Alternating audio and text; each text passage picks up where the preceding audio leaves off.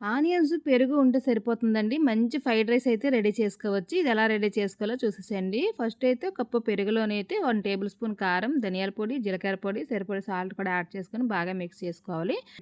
ఆ తర్వాత అయితే పెద్ద కడాయి తీసుకొని అందులో 2 table spoon oil, half table spoon జీలకర్ర, బిర్యానీ ఆకు కూడా యాడ్ చేసుకోండి. జీడిపప్పు, పచ్చిమిర్చి, సన్నగా కట్ చేసుకున్న ఆనియన్స్ కూడా ఏసుకొని బాగా బ్రౌన్ కలర్ వచ్చే వరకు ఫ్రై చేసుకోవాలి.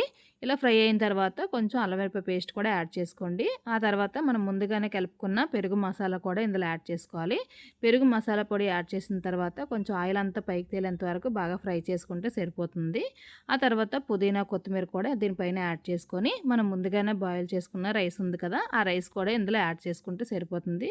రైస్ కొంచెం ఇందులో యాడ్ చేసేటప్పుడు సాల్ట్ కూడా అడ్జస్ట్‌మెంట్ చూసుకొని ఏసుకోండి. నాకైతే కరెక్ట్ సరిపోయింది సాల్ట్ కూడాను.